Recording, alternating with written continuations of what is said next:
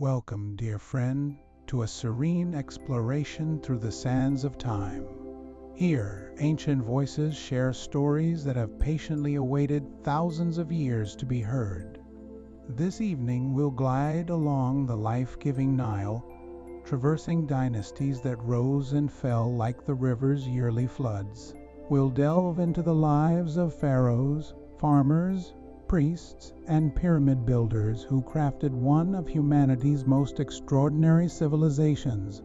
Whether you're winding down for the night or simply savoring a slower pace, I'm grateful you're joining me on this tranquil voyage through the magnificent tale of ancient Egypt.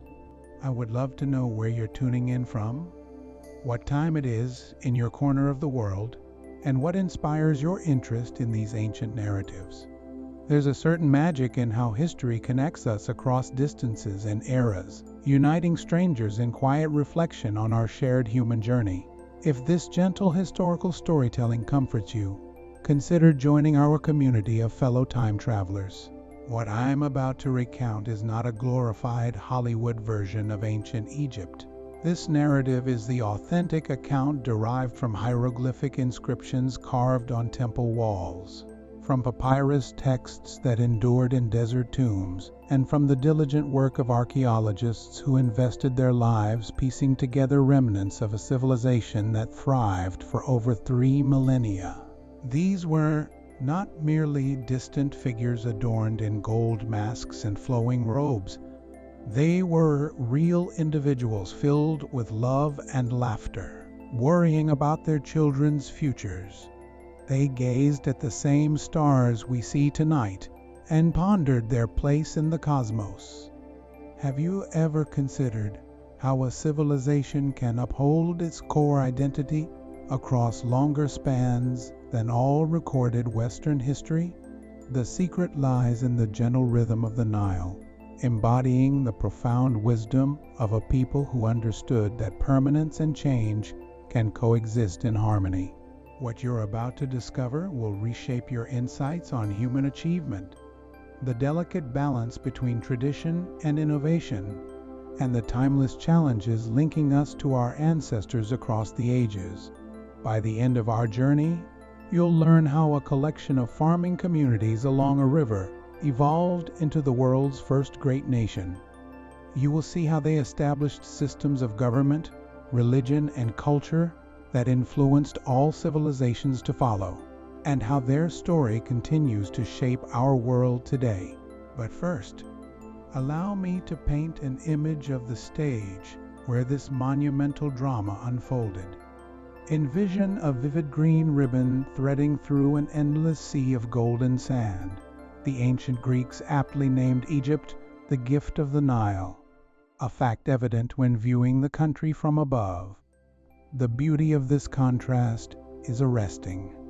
On one side, fertile fields stretch endlessly, adorned with palm trees and thriving villages. Just a few hundred meters from the river's touch lies one of Earth's harshest deserts, where the relentless sun makes water more treasured than gold.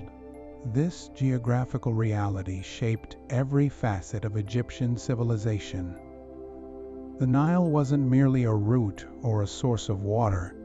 It stood as their calendar, deity, and promise of a fruitful tomorrow. Each summer, like clockwork, the great river would surge with waters from Ethiopia's highlands.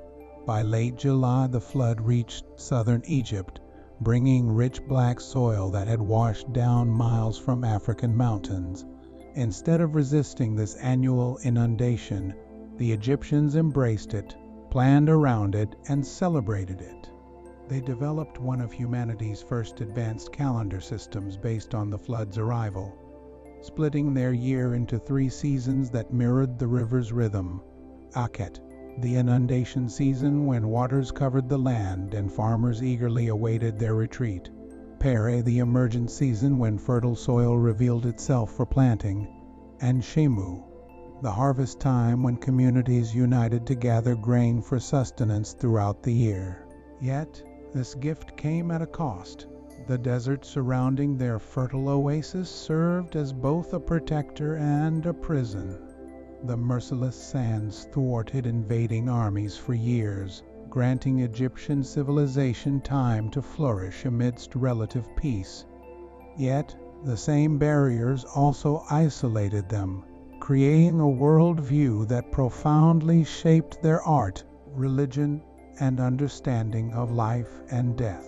The earliest Egyptians, settled along the Nile banks around 5000 BCE, resembled agricultural communities worldwide. They cultivated wheat and barley, tended cattle and goats, crafted pottery, and fashioned simple tools. Their uniqueness lies in their response to the specific challenges and opportunities presented by their environment. As centuries unfolded, these isolated communities began melding into larger political structures, necessitated by the need for irrigation management and the complexities of flood agriculture. This process unfolded gradually.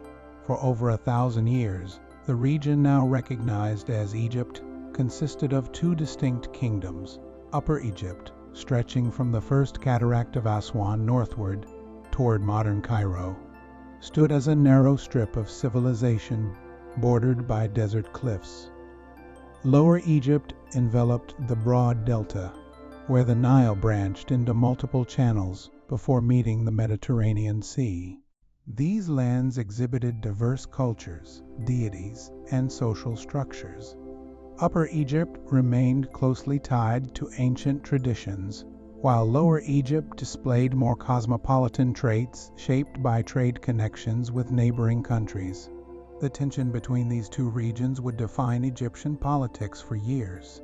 Even after unification, pharaohs bore the title King of Upper and Lower Egypt, wearing crowns symbolically merging the white crown from the south with the red crown from the north. This duality became woven into the fabric of Egyptian thought, forming a civilization recognizing balance and harmony as dynamic tensions requiring constant attention. Around 3100 BCE, a king known historically as Narmer, perhaps called Men's, accomplished what no one had achieved prior. Through military conquest, strategic marriage, and administrative brilliance, he unified the two lands into one kingdom that would flourish for over 3,000 years. The Narmer palette, a ceremonial carve discovered by archaeologists, symbolizes this remarkable achievement. On one side, the king wears the white crown of Upper Egypt, overcoming an enemy. On the opposite side, he dons the red crown of Lower Egypt as he inspects the decapitated bodies of his vanquished foes. This was more than mere political unification. It marked the inception of the world's first nation-state, complete with a centralized government, a trained bureaucracy, and an advanced comprehension of managing resources across vast stretches. Narmer established his capital at Memphis, strategically located at the intersection of Upper and Lower Egypt, commencing the monumental endeavor of creating systems to govern over 600 miles from north to south. The early dynastic period that followed Narmer's unification sparked rapid innovation and experimentation. Early pharaohs learned to navigate their roles as sovereigns of a unified nation, building the protocols and institutions that would define Egyptian monarchy for centuries. They solidified the notion of divine kingship, positioning the pharaoh as not merely a political leader but a living god, the earthly embodiment of Horus, the falcon deity traversing between heaven and earth. This concept wasn't mere political theater. It resolved practical issues confronting rulers striving to oversee extensive territories with limited communication technologies. With the pharaoh designated as a god, his proclamations bore absolute authority, even in distant provinces where his physical presence was only a memory. Local governors transitioned from mere administrators to priests serving a divine ruler, bound by both political and spiritual obligations. Early pharaohs also initiated the elaborate burial customs that would become among Egypt's most recognizable features. These practices weren't expressions of morbid fascination with death, but rather sophisticated attempts to safeguard leadership continuity and divine protection for the kingdom. If the pharaoh was indeed a god, then his demise posed a cosmic crisis, threatening the foundations of Egyptian society. The solution was to formulate burial practices that not only preserved the king's body but further facilitated his transformation into a fully divine entity, capable of continuing to protect Egypt from the afterlife. The mastaba tombs of these initial rulers stood as impressive structures, rectangular monuments with sloping sides rising above the desert as if artificial hills. However, these were mere precursors to an architectural narrative, culminating in the Great Pyramids. Each generation of tomb builders learned from predecessors, evolving new techniques for quarrying and transporting substantial stone blocks, crafting more sophisticated internal chambers, and designing enduring structures. During this formative period, Egyptian artisans established a distinctive artistic style that remarkably remained consistent for millennia. Their art wasn't primitive, evolving into something elaborate. Instead, it functioned as a mature visual language designed to serve specific religious and political purposes. Egyptian art was not crafted for realism as understood today. It focused on conceptual portrayals, illustrating not just appearances, but underlying eternal forms. The famous profile view of Egyptian figures, with heads depicted in profile yet shoulders displayed frontally, emerged from deliberate artistic decisions. This approach enabled artists to depict recognizable individual features, while simultaneously conveying strength and authority through shoulder portrayals. The synergy created images meant to remain meaningful forever, not just beautiful for a fleeting moment. The hieroglyphic writing born during this era mirrored the same profound understanding of communication and permanence. Unlike alphabetic writing systems representing sounds, hieroglyphs intertwined phonetic elements with ideographic symbols conveying meaning directly. This rendering made Egyptian writing versatile and expressive, recording everything from simple trade transactions to intricate religious concepts. More crucially, this foundation presented a literary tradition preserving Egyptian voices over thousands of years. Scribes mastering this complex system became essential to Egyptian governance. In predominantly illiterate societies, the ability to read and write furnished tremendous power and prestige. Scribal schools connected to temples and government facilities educated young men in composing, mathematics, astronomy, medicine, and law. These skilled administrators rendered it feasible for pharaohs to govern effectively across extensive territories, establishing a bureaucratic model that combined central authority with responsiveness to local needs. As the early dynastic period transitioned into what historians term the Old Kingdom around 686 BCE, innovations began to unite into something unprecedented in human history. Egypt transformed not merely into a unified nation, but into a civilization in the truest sense. They crafted effective frameworks of governance, religion, art, and scholarship, integrating into a stable, prosperous society capable of undertaking ambitious undertakings of extraordinary complexity. The pharaohs of the Third Dynasty initiated innovations in royal architecture that revolutionized building practices and yielded monuments that continue to inspire awe today. Djoser, who ruled around 2670 BCE, tasked his architect Imhotep with devising something completely new for his eternal resting place. Rather than constructing a singular, grand mastaba, they created a sequence of smaller mastabas stacked onto each other, yielding the first step pyramid. This architectural first at Saqqara extended beyond the creation of an impressive site. It symbolized a fundamental shift in how Egyptians viewed the earth versus the heavens. the temporal world against the divine realm. The step pyramid rose in 6 distinct tiers, each elevating the pharaoh's burial chamber closer to the sky, preparing him to unite with the sun god Ra in his journey across the daytime sky. Imhotep, whose name translates to "he who comes in peace," transcended mere architect status, broadening into a polymath whose knowledge spanned medicine, astronomy, and engineering. Subsequent generations awarded him divine status, recognizing that his contributions fundamentally changed the bounds of human achievement. The complex he created included not just the main monument, but an entire city of the dead, courtyards for eternal celebrations, chapels for persistent worship, and storage facilities stocked with provisions to sustain the pharaoh in the afterlife.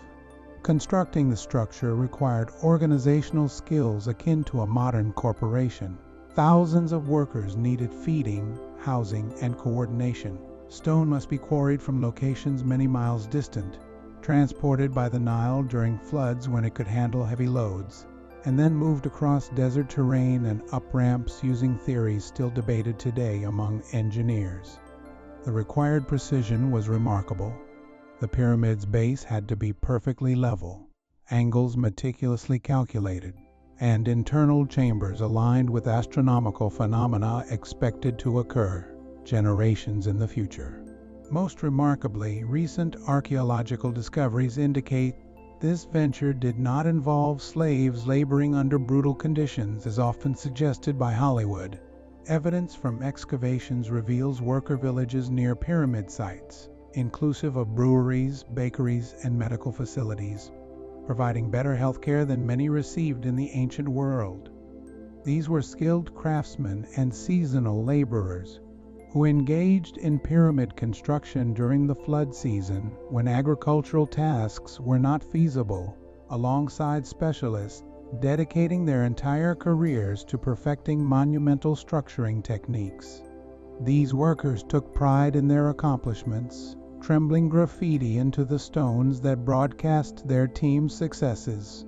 One crew labeled themselves the Drunkards of Menkori, while another identified as Friends of Khufu. This wasn't the desperate scrawling of oppressed slaves, but confident signatures from individuals recognizing they were partaking in something spectacular and timeless. The success of Djoser's step pyramid inspired his successors to attempt even bolder ventures. Snefru, the first pharaoh of the 4th dynasty, constructed 3 pyramids during his 3-decade reign, each signifying advancements in architectural ingenuity. His bent pyramid at Dashur exhibits the experimental spirit of pyramidal designs during this juncture. Initially constructed with a steep angle of 54 degrees, builders modified the angle to 43 degrees midway through construction, resulting in its distinctive bent shape. This shift wasn't a sign of failure, but evidence of engineers learning in real time, adjusting designs as they gained experience managing the immense pressures inherent in constructing such structures. The lessons garnered from the bent pyramid informed the later construction of the red pyramid, the first true pyramid featuring smooth, uninterrupted sides from base to apex. Snefru's son, Khufu, harnessed these cumulative actions to erect one of the most remarkable monuments in human history, the Great Pyramid of Giza. Completed around 2580 BCE.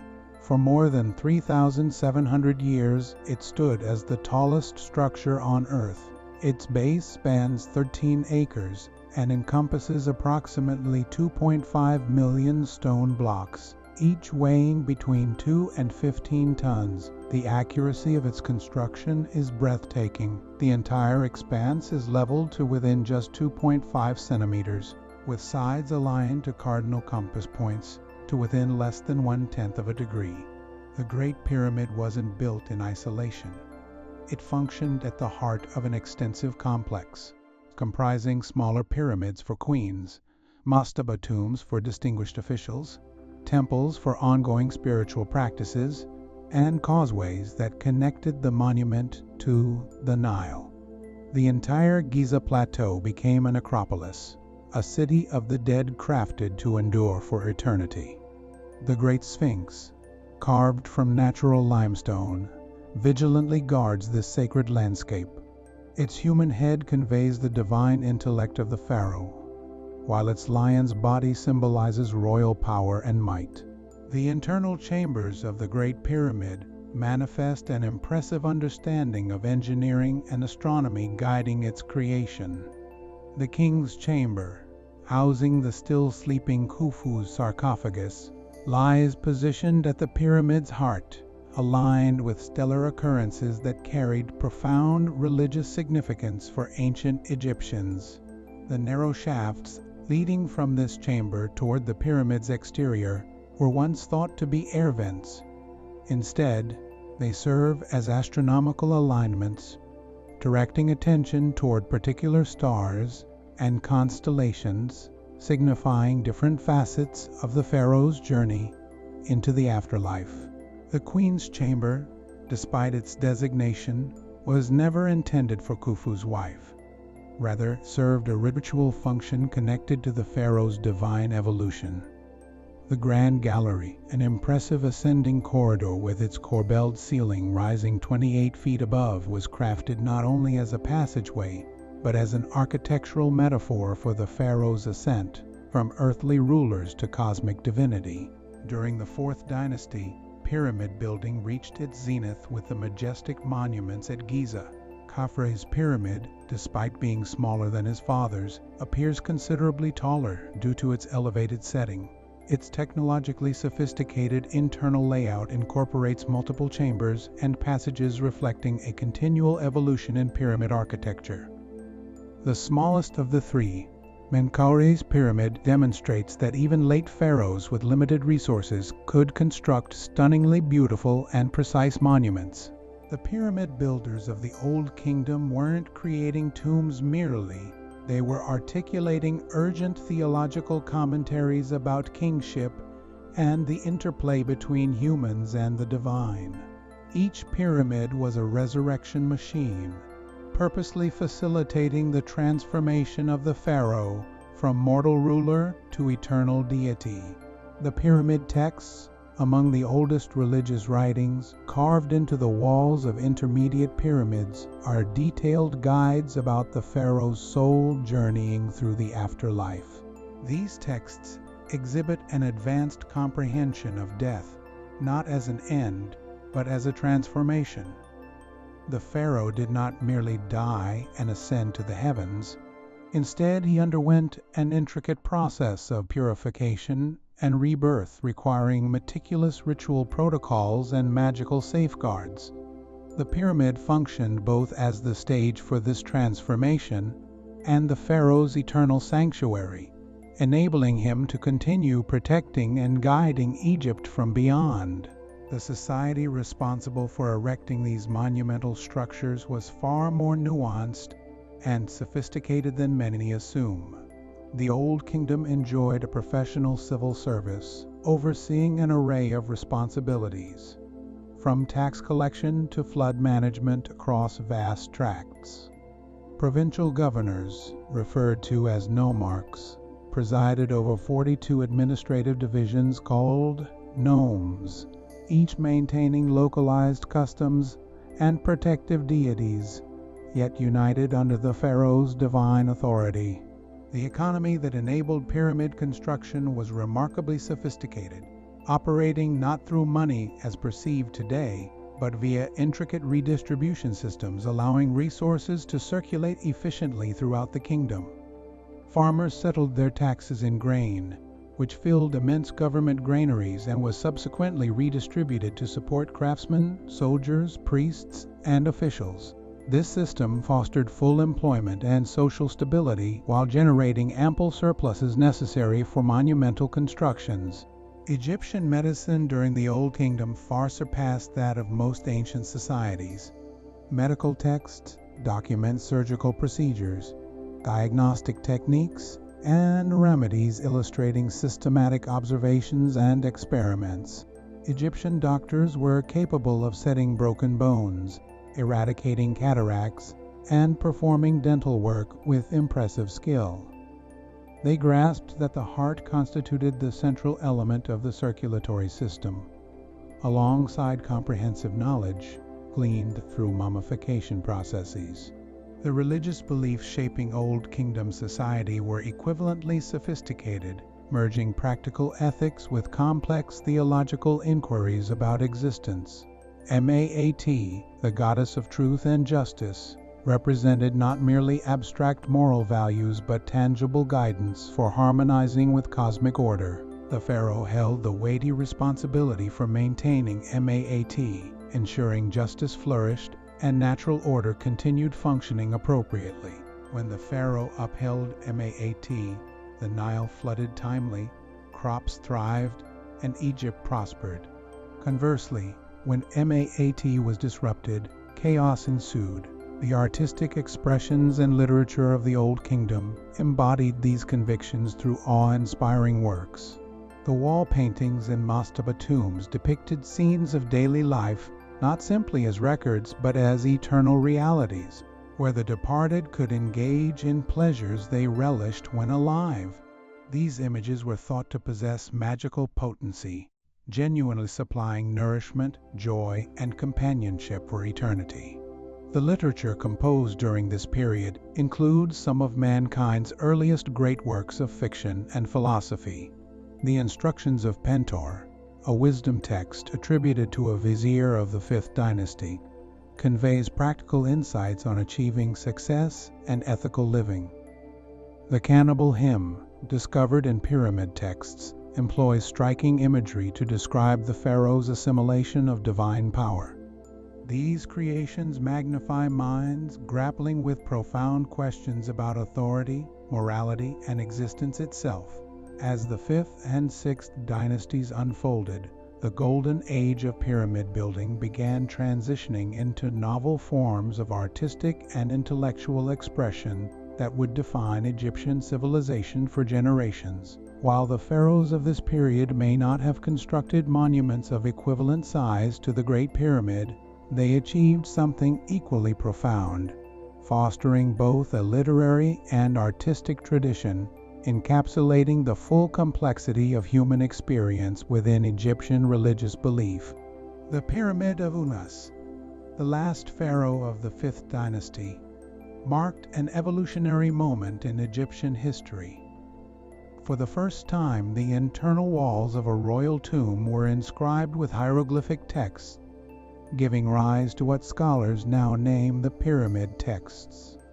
These texts didn't simply enumerate the pharaoh's accomplishments, but instead contained intricate ritual instructions, magic spells, and theological meditations providing detailed maps for the afterlife journey awaiting every divine king. Today, as we read these ancient words, we can almost hear the voices of the priests who initially chanted them in the dimness of the pyramid's burial chamber. They speak of the pharaoh merging with the eternal stars, transforming into a falcon, soaring through celestial expanses, and joining Ra, the sun god, in an everlasting bond. Yet beneath the rich religious symbolism lies the essence of humanity, an ancient civilization striving to perceive death as the ultimate adventure. The pyramid texts reveal that Egyptian religious thought was far more layered and profound than standard interpretations showcase. These weren't individuals obsessed with animal worship or building monuments out of naive superstition. They were intellectuals wrestling with eternal questions that challenge us today. How does consciousness persevere beyond bodily death? What is the nexus between personal identity and the infinite cosmic order? How could finite beings engage with limitless reality? Their inquiries were framed not as rigid doctrines, but as poetic interpretations, employing imagery and symbols to wade into mysteries incomprehensible through literal language. The pharaoh transcended into a star, a bird, a bull, and a lotus flower rising from primordial waters.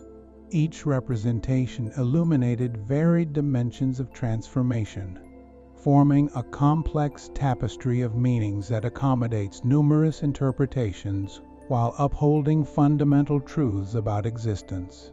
As local power dynamics evolved during the later Old Kingdom, regional nobles began to declare more independence, crafting their own impressive monuments. The rock-cut tombs at places like Beni Hassan and Dar el-Bersha reveal a flourishing of regional artistic styles that preserved Egyptian aesthetics while embedding local innovations and preferences. These weren't feeble imitations of royal artistry, but bold expressions of a mature civilization capable of nurturing multiple creative beams. Winnie's autobiography, engraved in his tomb at Abydos, gives us an intimate peek into the life of a high official during the 6th dynasty. His narrative, recounting military expeditions into Nubia and orchestrating colossal construction projects, reads akin to a modern executive's account, filled with pride for accomplishments and attention to administrative detail. However, it also unveils the personal relationships underpinning the effective functioning of Egyptian administration, the essential loyalty and trust between the pharaoh and his subjects, which infused official duty with friendship. Throughout this era, Egyptian influence spread beyond the Nile Valley, as trade networks dispersed Egyptian goods and ideas across the ancient Mediterranean. Archaeological discoveries have unveiled Egyptian artifacts in Syria, Palestine, and distant Mesopotamia, while items such as cedar from Lebanon and lapis lazuli from Afghanistan found their way into Egyptian tombs and temples. This exchange didn't represent conquest in the military sense, but rather cultural influence fostered through commerce and diplomatic relationships. Egyptians developed sophisticated methods for working with imported materials, skillfully merging foreign elements with traditional Egyptian designs to create enhanced works. The splendid gold jewelry excavated from royal burials during this period showcases technical mastery previously unmatched for centuries. Artisans produced wire so slender it was nearly imperceptible, meticulously inlaid precious stones, and devised intricate mechanisms allowing jewelry to move and glimmer with every motion of the wearer. Craftsmen during the Old Kingdom created furniture that combined functional utility with symbolic profundity, transforming ordinary objects into works of art. The ceremonial throne of Tutankhamun, while stemming from a later epoch, exemplifies the culmination of traditions initiated during these early dynasties. Each element of its design, from the selection of materials to the arrangement of decorative motifs, conveyed messages regarding divine protection, royal power, and cosmic harmony. Likewise, textile production in the Old Kingdom exhibited remarkable sophistication, using linen forged from flax cultivated in the Nile Delta to create fabrics of extraordinary fineness and beauty. Renowned for being nearly transparent, Egyptian linen became a coveted luxury across ancient cultures. Dyeing techniques developed by Egyptian weavers during this age resulted in strikingly vivid colors that have persisted for millennia through the use of mineral and vegetable dyes combined to create subtle gradient and intricate hues. Perhaps the most remarkable achievement of Old Kingdom civilization lies in the development of what today we may refer to as a middle class. A considerable population of skilled craftsmen, scribes, and administrators enjoying comfortable lifestyles while aspiring for modest examples of the luxuries accessible to the elite.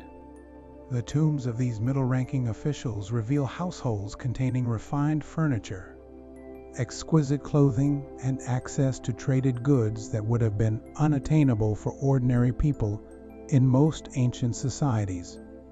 This prosperity was not coincidental nor fleeting. It resulted from intentional policies acknowledging skilled laborers as vital assets deserving of investment and protection.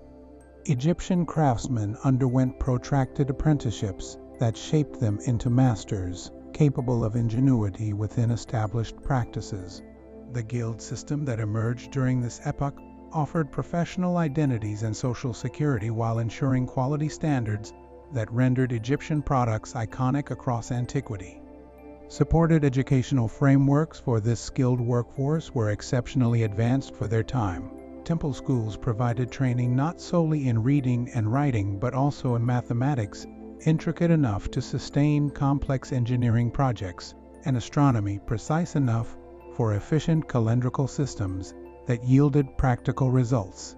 Mathematical texts from this period reflect knowledge of geometric principles that wouldn't be rediscovered for centuries in Europe.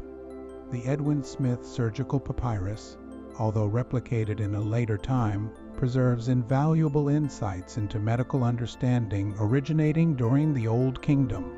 Its methodical descriptions of surgical interventions, anatomical observations, and diagnostic techniques illustrate the physician's approach grounded in scientific rigor and attentive observation.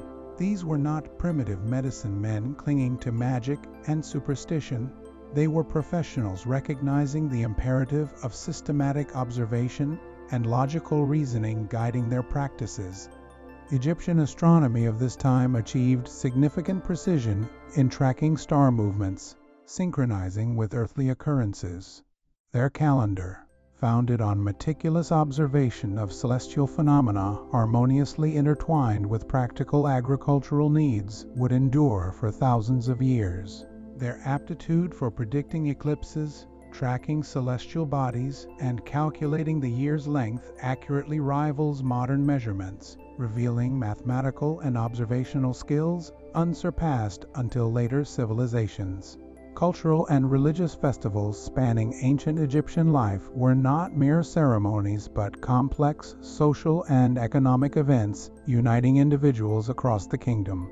The Opet Festival, celebrating the renewal of royal power, included processionals, public banquets, and dramatic performances, reinforcing social ties while offering entertainment and spiritual growth to attendees. These gatherings served to unify diverse populations under shared cultural practices. The status of women in Old Kingdom society was surprisingly progressive compared to other ancient civilizations. Egyptian women had the capability to own assets, run businesses, serve as priestesses, and even rule as pharaohs given certain conditions. Legal papyri from this time record women engaging in real estate transactions, managing agricultural properties, and participating in legal processes fully equal to men. This was not mere theoretical equality. It was a practical reality profoundly influencing in numerous lives. Queen Neith, the wife of Pharaoh Djoser, exerted real political influence, entrusted with her own lavish burial complex. Her titles and inscriptions imply she actively participated in governmental deliberations and rights, standing alongside her spouse with dignity and clout. Decentralization that marked the twilight of the Old Kingdom signifies not civilization's failure, but testament to its success. Creating stable local institutions, appointed provincial governors transitioned their roles onto their offspring, fostering hereditary dynasties that preserved Egyptian cultural practices while encouraging regional variety and innovation. This evolution laid the groundwork for a forthcoming cultural renaissance. The fall of centralized Old Kingdom authority around 2181 BCE did not conclude Egyptian civilization, but marked a transition into a means much more resilient and adaptable. The towering achievements from this remarkable time, the iconic pyramids of Giza to the profound wisdom lost within scribes' literature, developed into foundations strong enough to support renewal and transformation. Administrative systems, artistic legacy, religious beliefs, and technological advancements cultivated throughout these centuries continued to shape Egyptian culture for thousands of years. As we prepare to track the Egyptian tale into its following chapter, let's pause to consider the extraordinary accomplishments achieved during these essential centuries. A collection of farming towns evolved into a sophisticated nation capable of orchestrating monumental building projects, supporting diverse demographics, maintaining intricate trade links, and producing lovely arts and literature, still prompting admiration today. Those who constructed the pyramids also developed an impressive civilization able to withstand trials and adapt to challenges through time. The wisdom cultivated in this golden age would herald descendants through turbulent periods of disorder and renewal, all while retaining the intricacies of conquest and liberation, innovation with age-old customs. Their insights regarding the coexistence of stability alongside continual flux, individual pursuits next to communal ambition, and the realization that humans hold a place within the greater cosmic order, while cherishing their unique identities, would endure as steadfastly as the monumental structures they carved from stone. The knowledge gleaned from the twilight of the Old Kingdom would be scrutinized in ways its architects could not envision. As the centralized authority eroded, Egypt yielded to what historians dub the First Intermediate Period, a time of political fragmentation lasting from approximately 2181 BCE to 2040 BCE. However, this apparent disintegration signified not an end to Egyptian greatness, but transformed it into something more plentiful and adaptable. During these uncertain years, local overlords, once assigned by a royal decree, grew self-sufficient, shaping competitive territories along the Nile. The nomarch system, foundational to the Old Kingdom's organization, developed into a series of small states, each safeguarding Egyptian cultural norms while evolving individual characteristics.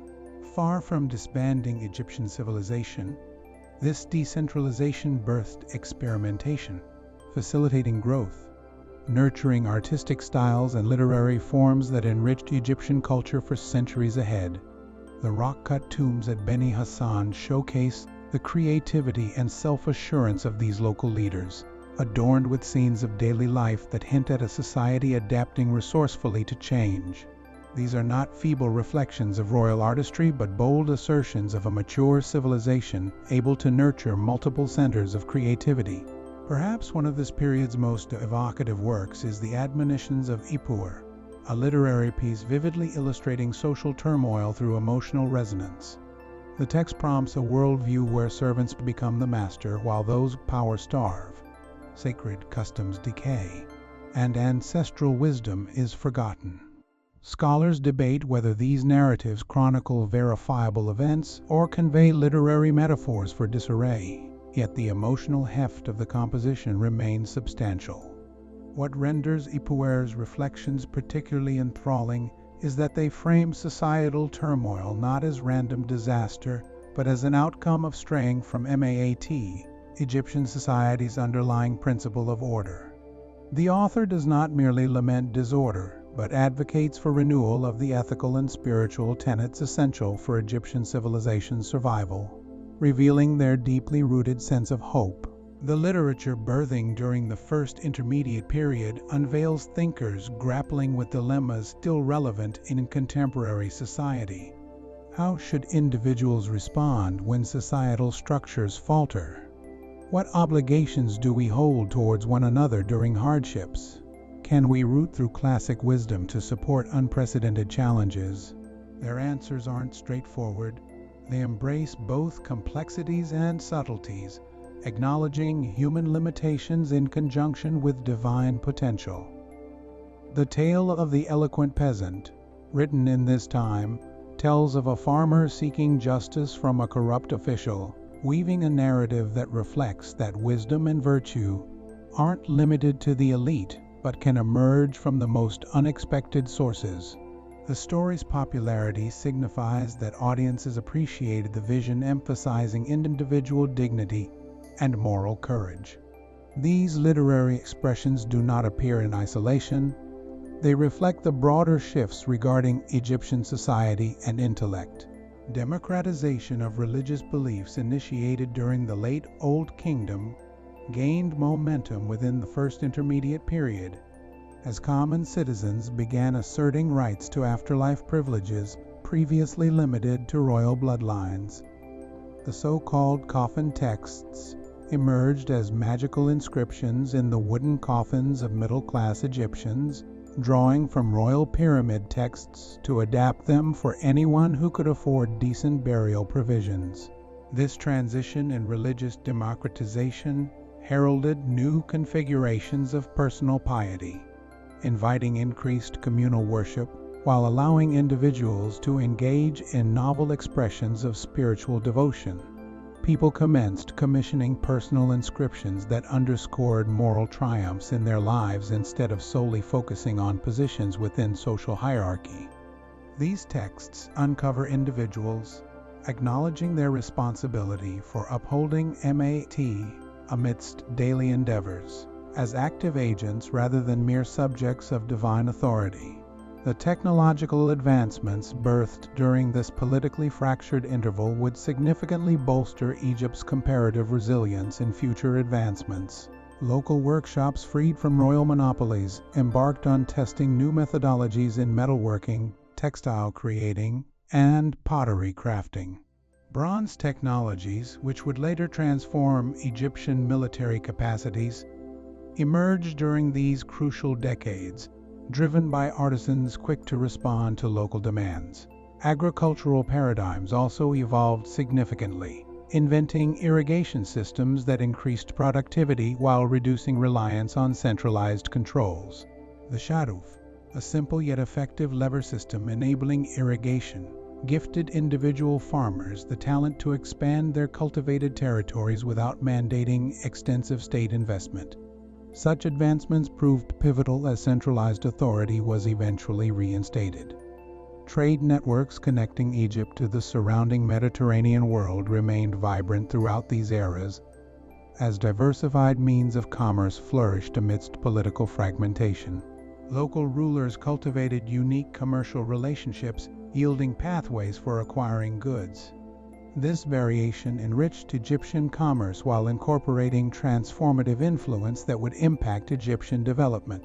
Archaeological evidence discovered in locales such as Heracleopolis and Thebes indicates certain provincial centers not only survived during the first intermediate period but thrived, commissioning eager works of art and fostering culturally rich activities.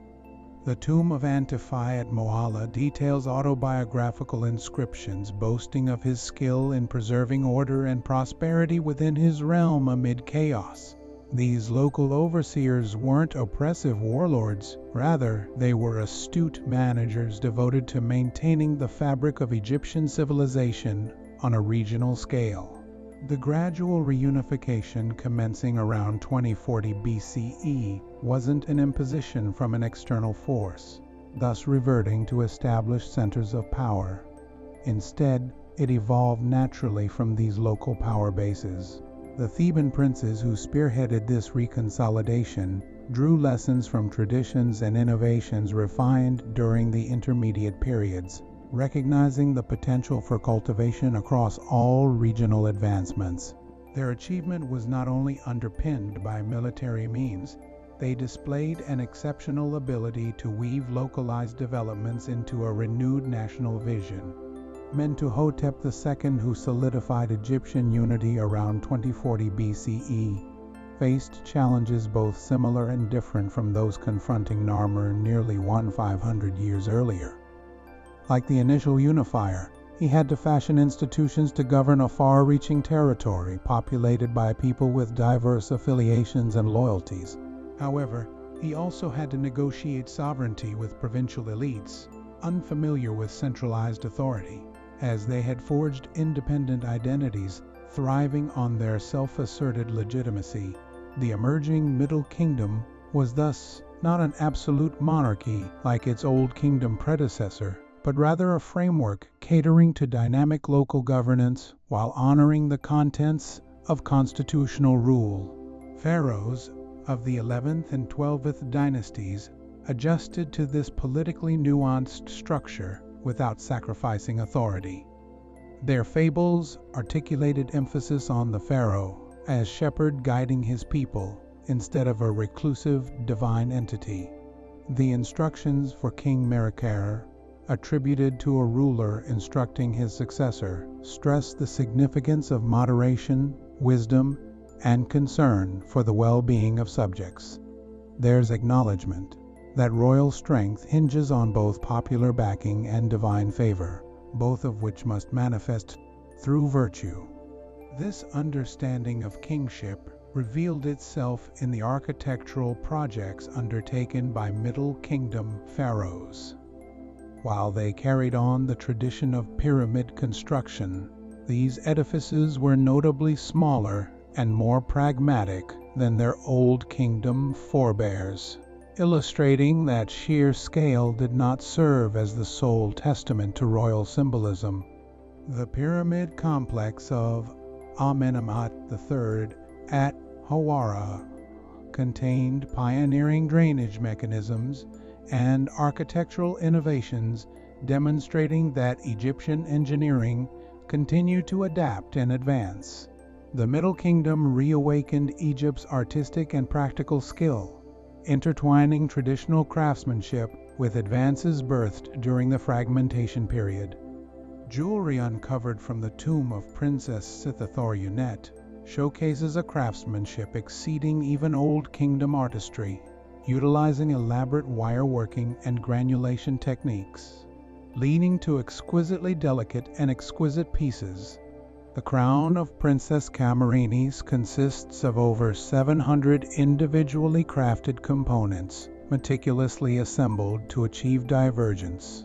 Egyptian sculptures during the Middle Kingdom achieved unparalleled psychological textures, moving past earlier ideals to delve into character and emotional state.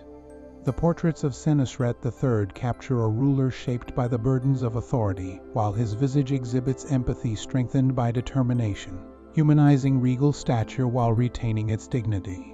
Egyptian expansiveness during the Middle Kingdom was not confined to military achievements alone, but included cultural exchanges and commercial expansion benefiting Egyptian society and its neighboring cultures.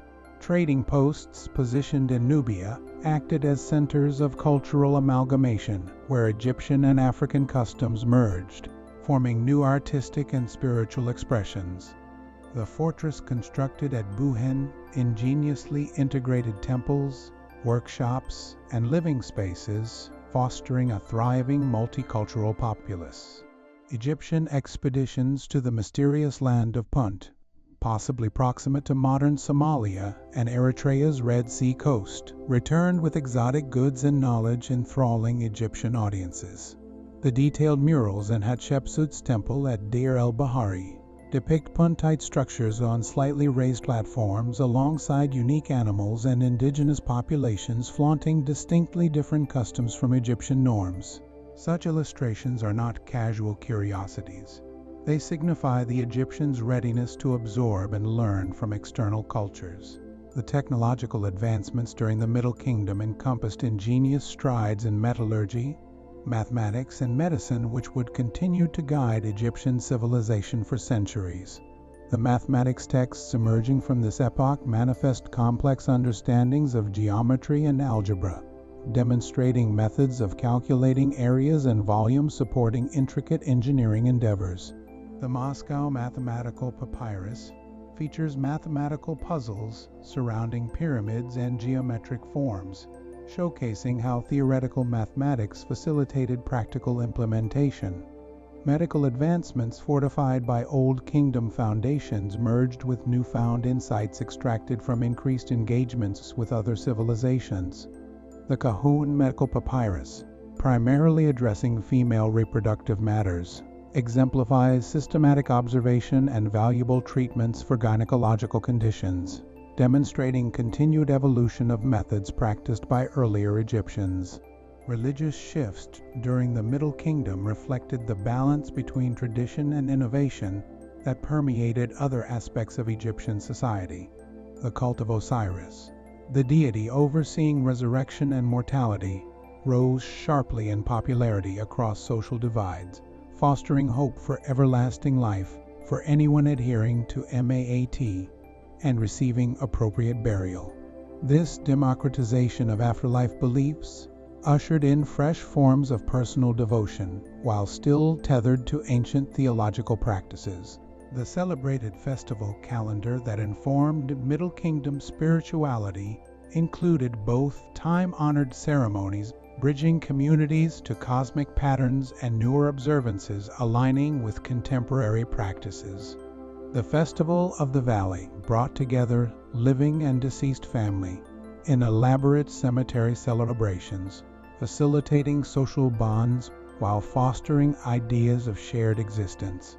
Influencing the appropriate standing of women within Middle Kingdom society, drew from prior sequences while adapting to prevalent cultural and economic shifts.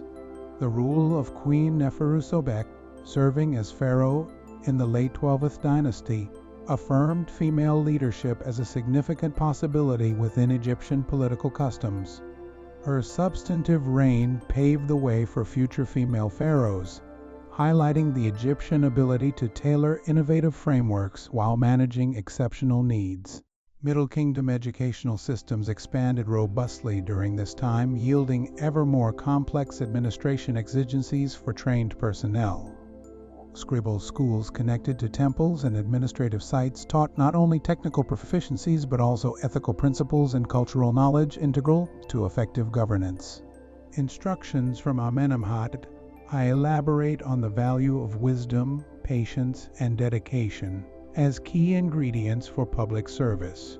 Egyptian diplomacy during the Middle Kingdom reveals rulers understanding their kingdom's intricate role within a broader scope of civilization.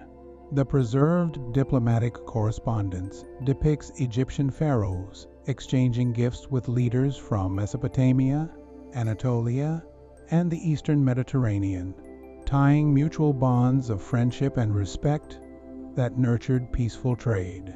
The slow decline of central authority during the 13th and 14th dynasties did not signal sudden collapse, but responsibly unraveling royal power that allowed provincial elites to reclaim autonomy.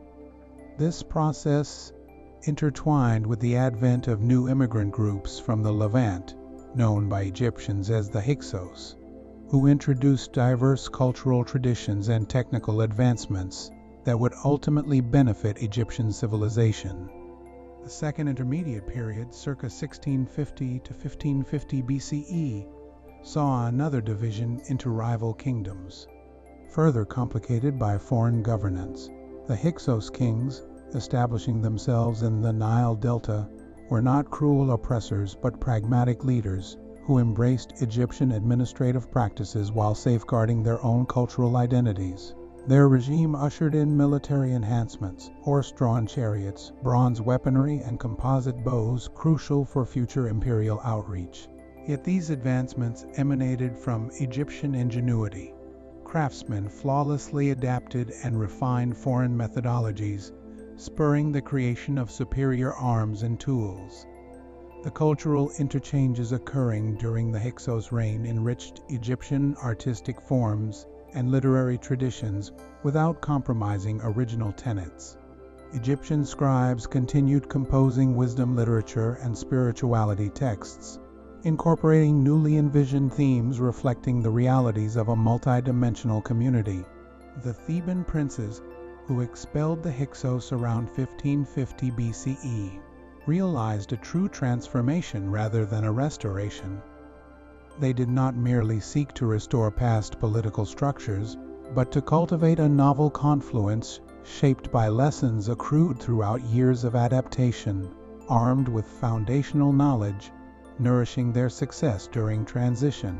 The new kingdom that arose from these shifts flourished into the most powerful epoch in Egyptian history, constructed on the solid groundwork laid during the extensive periods of fragmentation and cultural advancement. As we trace the Egyptian story into this dynamic phase of expansion and cultural blossoming, we see how perceived setbacks during earlier periods bolstered Egyptian civilization's resolve, ultimately rendering a populace unapologetically resourceful, inventive, and tenacious. The pyramid builders of the Old Kingdom erected structures of monumental significance, yet their successors achieved something equally remarkable, a culture vividly capable of perpetual renewal, while embracing profound identity and values. The narrative of ancient Egypt transcends sheer patterns of rise and fall. It intertwines continuous transformation and regeneration, as a civilization adept at striking the equilibrium of stability against change. The lessons cultivated throughout these vital epochs would shepherd them through the impending imperial triumphs and transformative trials unfolding. Their legacy would extend long after the last native pharaoh relinquished their sovereignty, illustrating that Egypt's lessons remain vital well into modern narratives. The pharaohs rising from Thebes to contend with Hyksos hegemony were motivated by pragmatism, comprehending that Egypt's future rested not in isolation, but flourishing relationships with neighboring realms. Kamose, the last figure of the 17th dynasty, sparked the liberation campaign that transformed Egypt from fragmented territory into the ancient world's first true superpower. His efforts were not merely focused on removing foreign rule, but on reimagining the potential of Egyptian civilization. The mummy of Kamose, discovered in a plain coffin near Thebes, encapsulates a story of unwavering determination and sacrifice. His remains reveal signs of violent death likely suffered due to conflict with Hyksos forces or their Egyptian allies. Even post-mortem, his visage retains a dignified serenity, exemplifying the character deemed crucial for monumental responsibilities. This was not a ruler who instigated battles from a distance. He embodied the spirit that leadership sometimes necessitates personal sacrifice. Ahmose, building on his brother's vision, founded the 18th dynasty around 1550 BCE, equipped with the diplomatic and strategic vision essential for translating military gains into lasting political stability. His unification represented more than a revival of previous Egyptian unity. It was the cultivation of something anew, a kingdom capable of extending its influence across great distances while maintaining the cultural coherence that had always fortified Egypt. Emerging from Ahmose's unifying efforts was a new kingdom that would endure for nearly 5 centuries, establishing an imperial framework stretching from Nubia in the south to the Euphrates River in the north. Yet this expansion wasn't merely a consequence of territorial ambition. Pharaohs recognized that contemporary security necessitated an active defense of Egypt beyond its defined boundaries. The buffer territories in Nubia and the Levant safeguarded the Nile Valley while providing necessary resources and trade routes, inducing prosperity for the Egyptians. The administrative networks governing this extended Egypt displayed stunning sophistication, balancing centralized governance with regional autonomy. The distant provincial governors were not merely military commanders. They acted as culture bearers, distributing Egyptian influence as ambassadors through exemplary conduct rather than coercive methods. Temple complexes established at Soleb and Amara incorporated local construction methods while retaining distinctively Egyptian religious themes. The military innovations facilitating the new kingdom's conquests embodied Egyptians' capacity to refine and innovate upon foreign techniques while upholding general tactical prowess. The horse-drawn chariot, originally giving Hyksos forces their initial edge, was optimized by Egyptian artisans, producing agile vehicles that outperformed adversaries from Syria to Sudan. Egyptian composite bows, expertly constructed from a mix of materials, could penetrate armor from long distances, making traditional infantry formations obsolete. However, Egyptian military success was rooted not just in technological superiority.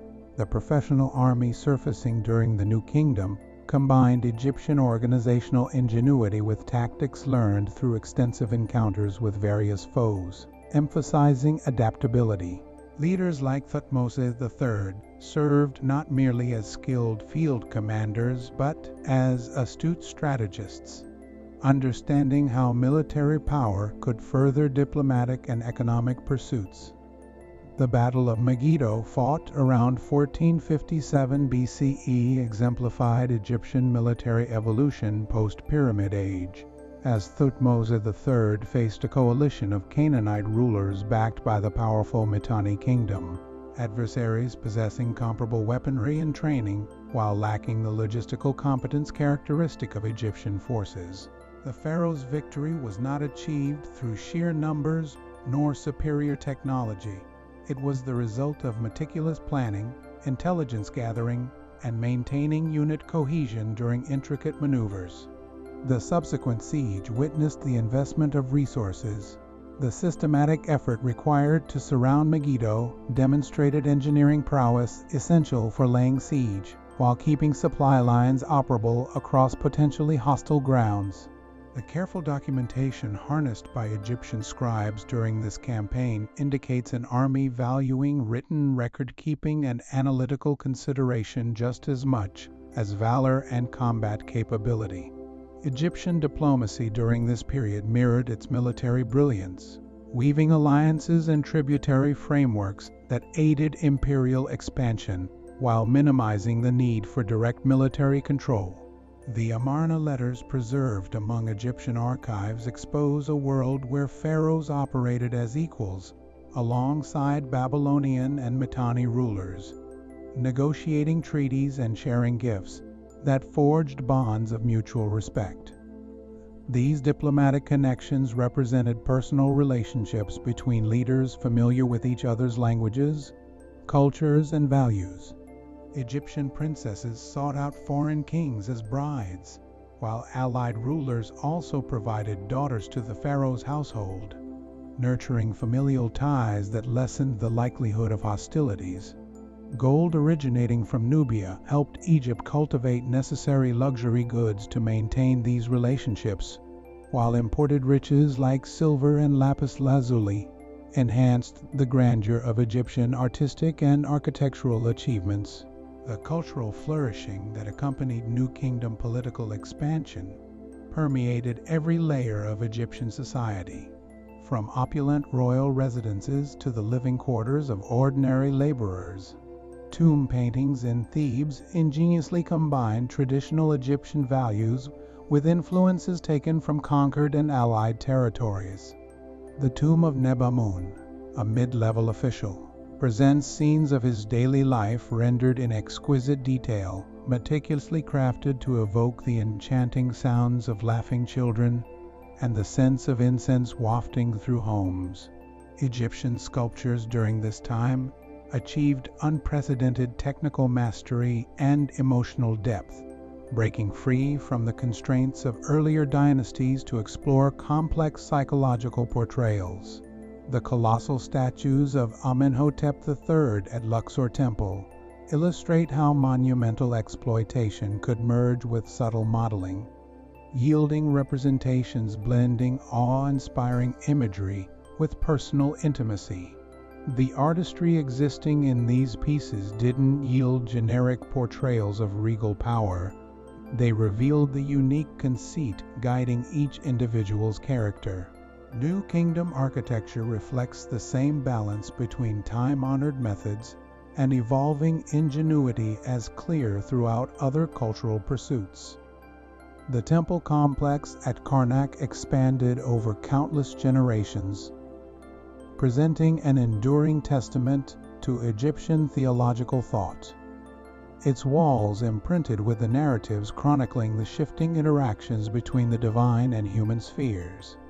The hypostyle hall, supported by a grove of grand columns that seem to elevate towards heavenly realms, evokes an experience of both stunning architectural grace and spiritual metamorphosis.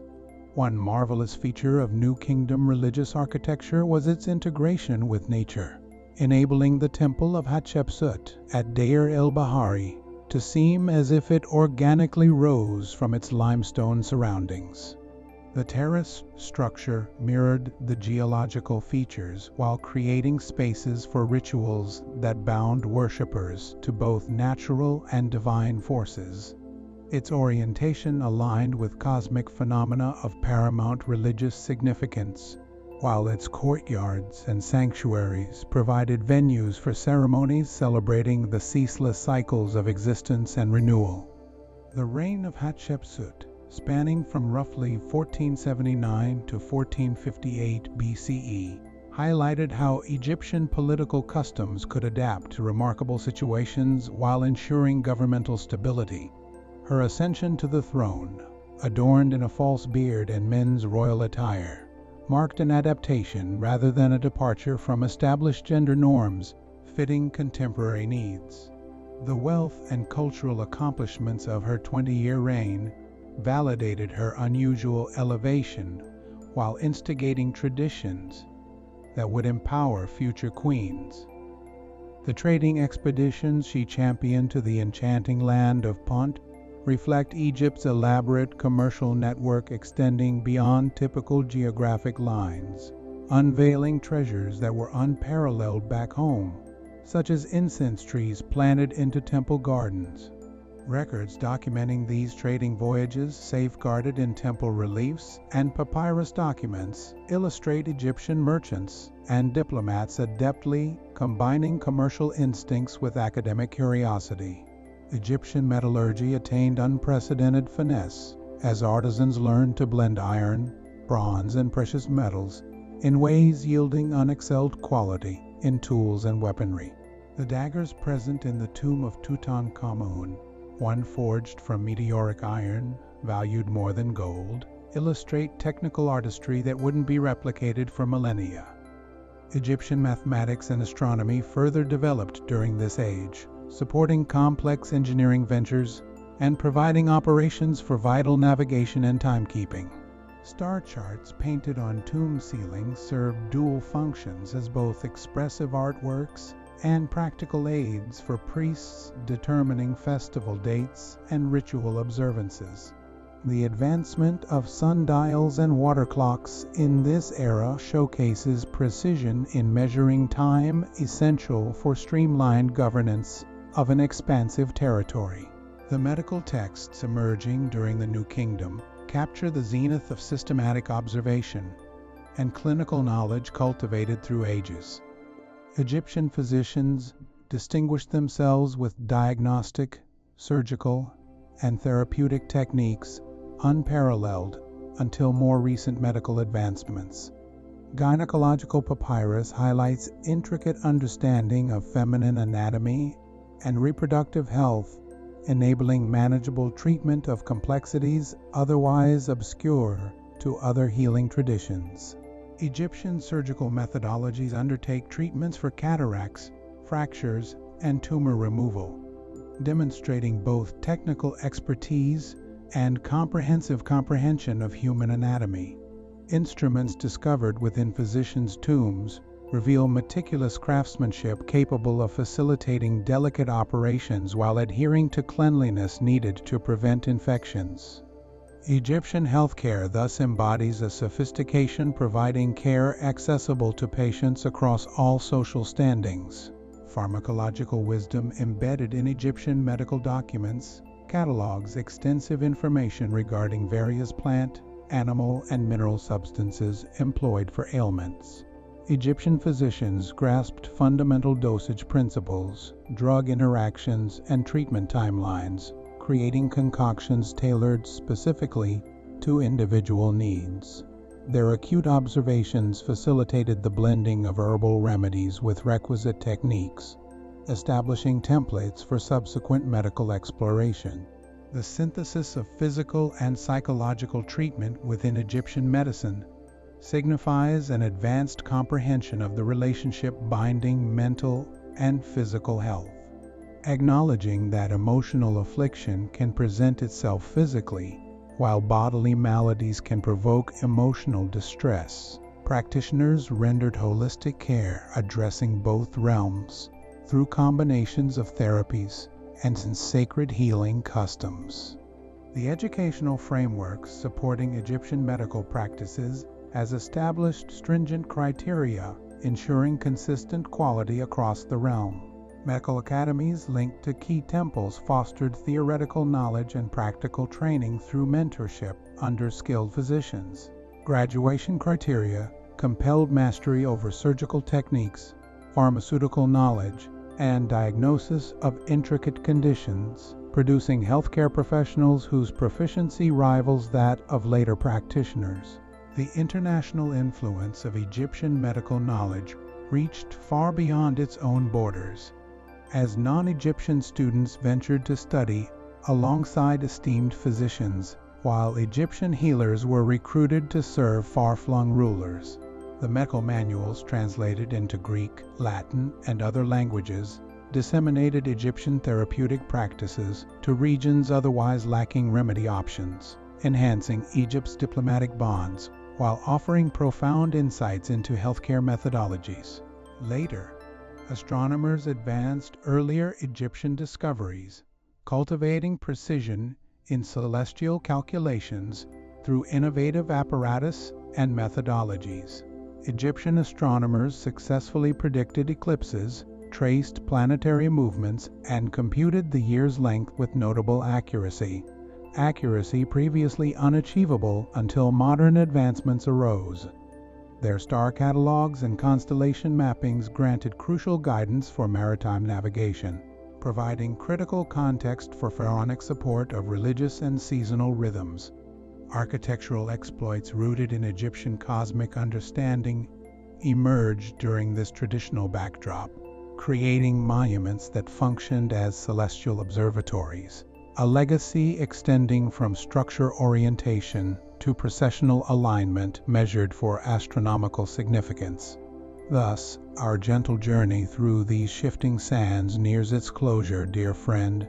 Together, as witnesses to 3,000 years of extraordinary human accomplishments, we traversed the continuum from cradle communities nestled by the Nile to the grand temples holding within ancient wisdom its flourishing peak. The voices calling from hieroglyphic engravings and painted walls have imparted tales of love, endurance, insight, and resurrection. It's a poignant reminder that through every elapsed moment, our hearts echo timelessly. May the ageless insights you've gathered guide your dreams this eve, be they written or whispered, and may you greet the dawn imbued with the understanding of an intricate tapestry that spans all humankind across geographical and temporal divides. May you, my friend, relish this gentle flow of timeless wisdom that endured the ages courtesy of the Nile. We can sense time as a linear yet cyclic path. It moves forward while also recurring, hinting at profound insights worth contemplating. Egyptian calendars, crafted not simply as platforms for cultivating agriculture, embody advanced efforts to map connections between human jobs and larger cosmic realities. Reminders that our lives relate to the traditions of those who came before us and those who will come later. This cyclical understanding permeated Egyptian culture, bringing daily rituals in temple sanctuaries and festivals, binding entire communities into joyful observances.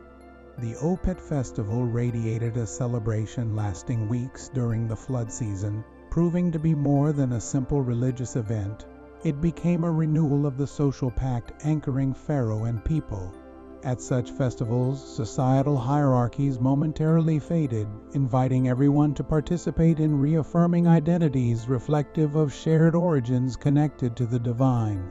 Processions bridged mortal and cosmic realms, inviting individuals who seldom encountered sacred imagery to approach and gain observer-first interactions, affording them direct participation in the divine connections orchestrating their lives. These weren't hollow ceremonies. They ushered in profound spiritual experiences, uplifting individual faiths while cementing social relations. The economic dimensions underlying these festivals illuminate how Egyptian society transmuted religious observance into community-wide benefits. The vast quantities of offerings inspired a vibrant cycle of rigorous labor by artists, merchants, and farmers alike, inducing the redistribution of surplus sustenance while providing both immediate and sustainable prosperity. Temple workshops producing decor, ritual objects, and ceremonial garments developed into centers of artistic creation, attuning traditional techniques with creatively refined approaches.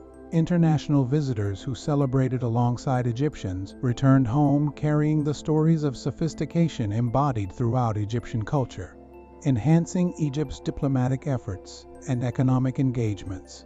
These occasions also cultivated channels for social mobility scarcely witnessed in the majority of ancient cultures. Gifted performers, skilled artisans, and eloquent speakers captured royal favor during these celebrations, paving pathways for prestigious positions that shifted familial circumstances.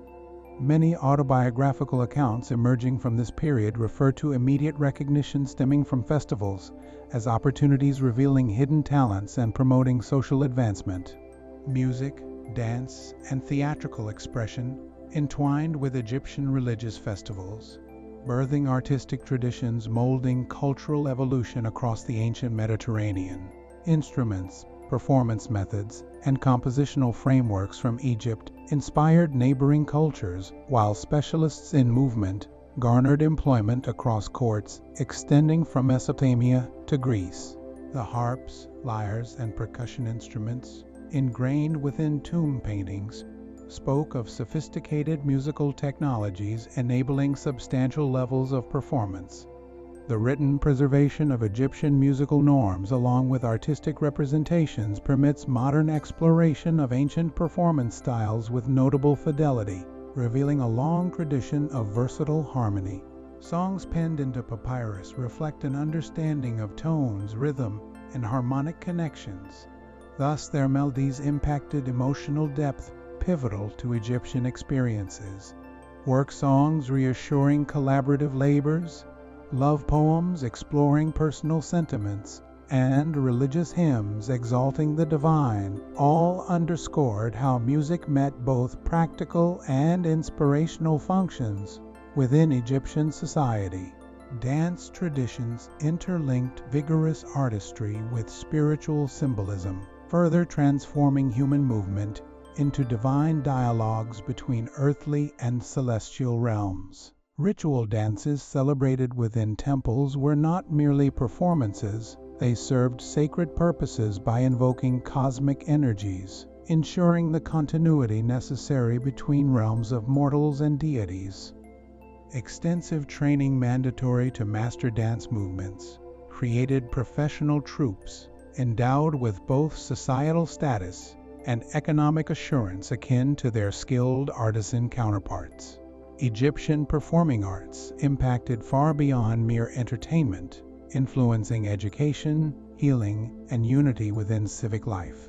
Music and dance instructed the populace about appropriate behavior, aided therapy regarding physical and emotional challenges, and facilitated unity among diverse populations, fostering shared cultural identities and narratives.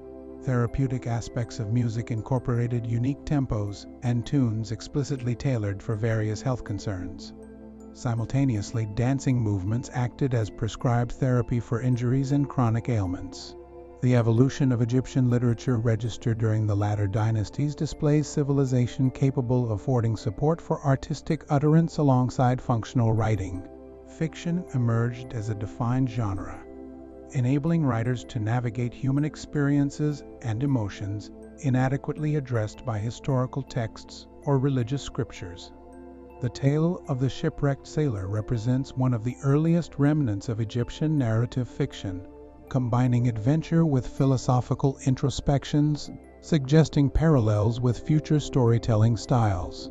The protagonist's interaction with a mystical serpent on a peculiar shoreline unfolds as an exploration of destiny, courage, and the symbiosis between human efforts and celestial engagement, a narrative with sophisticated layers predicting literary evolution over centuries.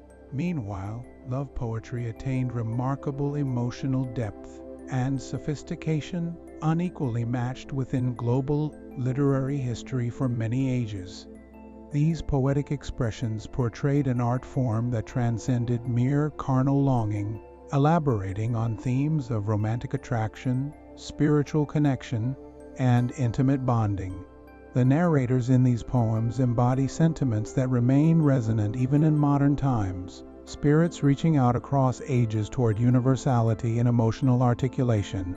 Technical dexterity apparent in Egyptian poetry reflects intricate wordplay, symbolic imagery, and rhythm patterns adding depth to each creation. Poets navigated established structures while discerning creatively, revealing personal insights. The preservation of these poetic forms in both hieroglyphics and hieratic scripts suggests they were immensely valued across diverse audiences, ranging from educated scribes to prominent court figures. Medical literature formulated during late periods epitomizes the peak of systematic observation, therapeutic procedures, and treatment strategies. Egyptian physicians devised diagnostic methodologies, surgical protocols, and remedies seldom found elsewhere until contemporary advancements emerged centuries later. Gynecological texts convey intricate understandings of female anatomy, facilitating efficient remedies for matters still enigmatic in other ancient medical systems.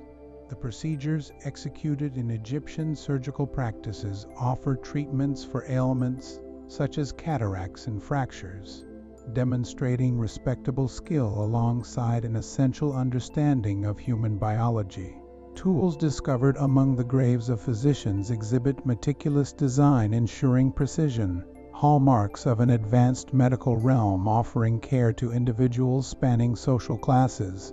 The knowledge cataloged in Egyptian pharmacological texts includes extensive details concerning various life forms employed for therapeutic benefit in addressing ailments. Physicians possessed insights about dosage, interaction levels, and duration tailored to personal ailments, solidifying a historical framework drawing from both horticultural observations and effective prescriptions. The integration of physical healing with psychological consideration reflects an advanced cognizance concerning relationships binding mental and bodily health. The principles underpinning emotional and physical well-being acknowledged from ancient ages onward.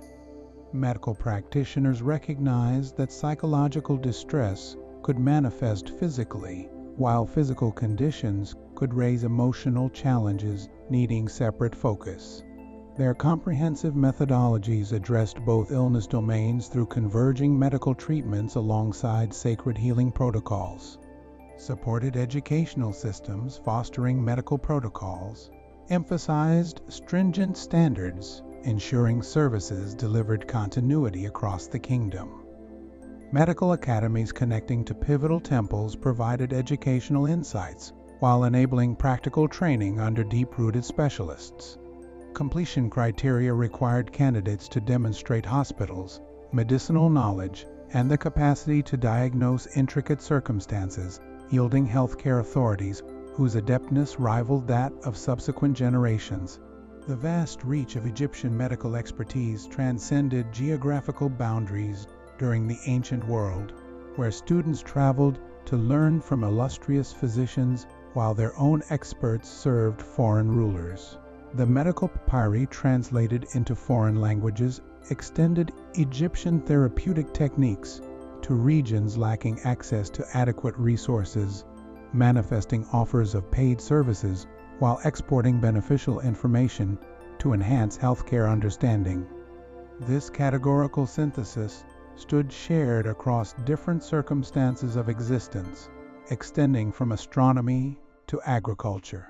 Egyptians, continually enhancing previous endeavors, safeguarded the foundational cultural wealth that spread beyond local confines. Egyptian advancement in scientific intentions achieved precision transcending ancient epochs. The early Egyptian astronomers could predict both celestial events and earthly periods, accounting for the natural rhythms factoring into agricultural success, aligning the cosmic experiences with everyday life. Thus, as we gently traverse through these sands of time, we reach a harmonious closure, dear friend. Together we have journeyed over 3 millennia of human endeavors. From the initial agricultural communities beside the Nile to grand temples anchored upon timeless wisdom, the voices echoing through hieroglyphs and painted walls have imparted tales of love, loss, wisdom, and renewal, reminding that throughout the timeless passage our hearts echo similar undercurrents shared through cosmic consciousness.